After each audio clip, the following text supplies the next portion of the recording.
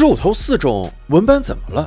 上半场2分，下半场18分，麦凯恩继续打脸。前 NBA 球员围攻主裁 Tony Brothers，3-2，雷霆获得西决赛点。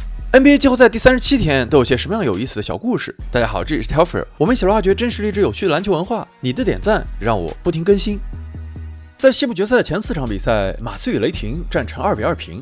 前4场比赛中，马刺球员维克多·文班亚马场均超过30分、10个篮板、3次盖帽。在1974年之后，只有邓肯·奥拉朱旺和贾巴尔3人达到过这个数据，就连传奇中锋大鲨鱼奥尼尔也不曾做到。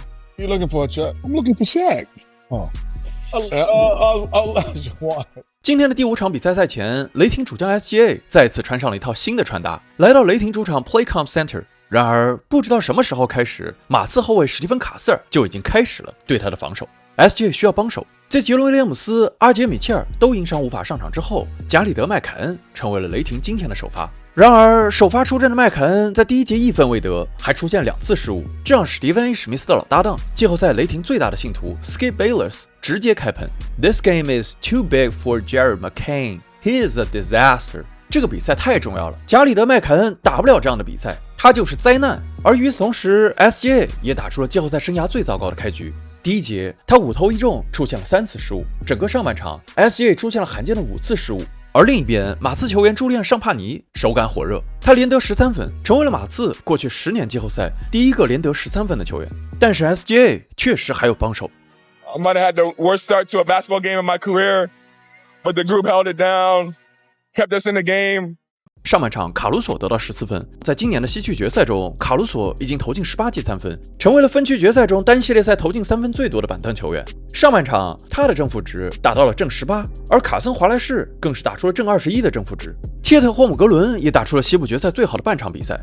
Don't ever worry about Chet, just because I know how much he loves the game, how much he cares, how much he works. 上半场，切特6投5中，得到12分6个篮板。他的得分和篮板居然超过了6投2中得到11分只有1个篮板的维克托·文班亚马，这让知名媒体人 Bill Simmons 感慨 ：“That was one weird half from Victor。”对于文班来说，这个半场有点奇怪。在之前的比赛中，文班半场侵略性不足的比赛，马刺都以失败告终。而今天在文班罚球时，雷霆的主场也响起了 flopper 假摔者的喊声，这是对之前马刺主场的回应。上一场比赛，马刺的主场请来了一群修女们，而这场雷霆的主场也出现了大量修女，不过是假修女。第2节，雷霆单节得到40分，借着一波攻势，他们反超了比分。而马刺在1991年的季后赛之后，从来没有让任何对手单节超过40分。但是整个上半场，麦凯恩只有5投1中，只得到2分 ，Skip 仍然没有放过他。第3节，雷霆一度将分差拉开到20分，但是马刺还是打出一波14-2，破进了比分。第3节最后，科内特的投篮被卡森·华莱士打出了篮筐，但是这个干扰球并没有被吹罚。随后，马刺主帅米奇·约翰逊试图挑战，也遭到了裁判的无视。They just said they didn't see me. 这让一众前 NBA 球员直接爆炸，他们纷纷向本场比赛的主裁，我们季后赛视频的老朋友 Tony Brothers 开炮。CJ 马尔斯说 "It's on the rim"， 这明显是一记干扰球。西奥品森说 "Tony Brothers lock in"， 专注一点。拉沙德麦坎茨直接大叫 "Tony motherfucking Brothers"， 而泰伦斯罗斯则说 "Refs are cheating"， 裁判是在作弊。Tony Brothers 是 NBA 中最知名、最具争议，也是最具情绪化的裁判之一。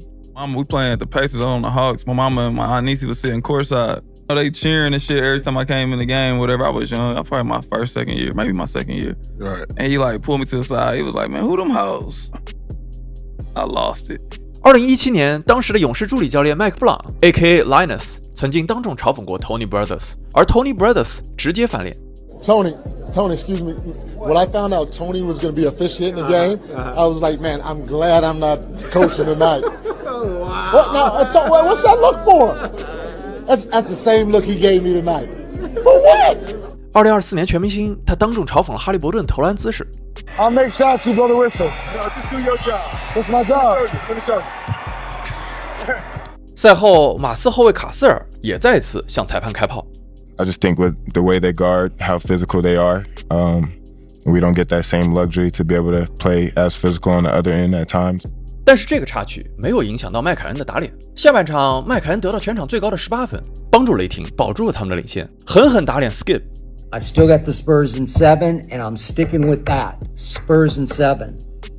but Jared McCain scored 18 in the second half because Dagnall stuck with him. You can argue he had no other choice, no other option, but he could have tried Isaiah Joe, and he didn't tonight. Not sure why not, but he didn't tonight.